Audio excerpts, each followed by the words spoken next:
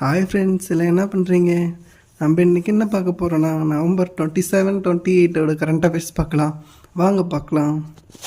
First என்னென்னு பார்த்தோமா, ஆண்கள் ஜூனியர் ஹாக்கி உலகக்கோப்பை 2025 நடைபெறுவது எங்கே அப்படின்னு சொல்லி கேட்டிருக்காங்க. நடைபெறுவது எங்கன்னு கேட்டிருக்காங்க, சென்னையிலையும் மதுரையிலையும்.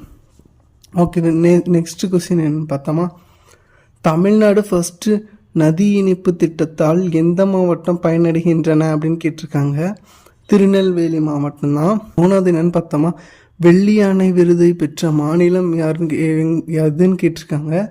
தமிழ்நாடு தான். தமிழ்நாட்டுக்கு மட்டும் கொடுத்துருக்காங்களான்னா அப்படி கிடையாது, அந்த எந்த மாவட்டம் செலக்ட் ஆகிருக்கோ அது கொடுத்துருக்காங்க. நம்மளுக்கு கேட்டாங்கன்னா நம்ம கல்வி அமைச்சர் அன்பில் மகேஷ் தான் வந்து வாங்கியிருக்காரு. நெக்ஸ்ட்டு நாலாவது என்னென்னு பார்த்தோமா, தமிழ்நாடு செமிகண்டக்டர் பூங்கா நிறுவப்பட உள்ளது எங்கே அப்படின்னு சொல்லி கேட்டிருக்காங்க. எங்கன்னு பார்த்தோமா, கோயம்புத்தூரில் தான்.